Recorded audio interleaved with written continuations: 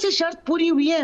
اور اس سے پہلے جو فیٹف کی بات کر رہے تھے, بھیا یہ گوگل سے کچھ ڈیلیٹ نہیں ہوا, ان لوگوں نے واک آؤٹ کیا تھا. اور اس وقت میں بھی اسمبلی کا حصہ تھی کہ جس طریقے سے یہ بات کرتے ہوتے تھے, اور جس وقت OIC منگوائی تھی اس وقت بھی ان لوگوں کے بیانات جو تھے, کیا وہ پاکستان کے حق میں تھے؟ ان کی تقاریر اٹھا کر دیکھ لیں, 12 اکتوبر بھول گئے کیا؟ وہ پاکستان کے حق میں تھا کہ ایک چیف آف آرمی سٹاف حاضر سروس کا جہاز اترنے نہیں دے رہے تھے, اور یہاں پر آپ نے پنڈی صدر بازار سے بیج لگا کر کسی اور کو آپ چیف آف آرمی سٹاف بنا رہے تھے.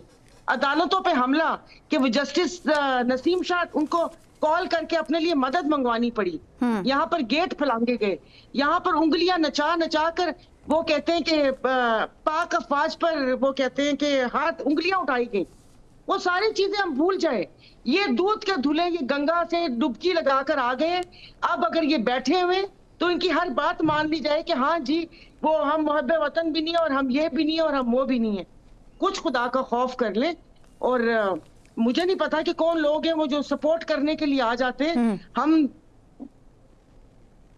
مطلب سمجھتے سوچتے کیوں نہیں ہے؟ یہ تمام چیزیں آپ کی ایک فنگر ٹپ پہ ہیں. اگر آپ اسے کریں تو ان کے بیانات بھی یہاں پر دکھیں گے اور تمام چیزیں یہاں پر دکھیں گی. آج اگر وہ کیا کہتے ہیں کہ دوسری طرف ہے کسی تسموں کے ساتھ لٹکے ہوئے ہیں, تو کیا ہم ان کی بات مان لیں؟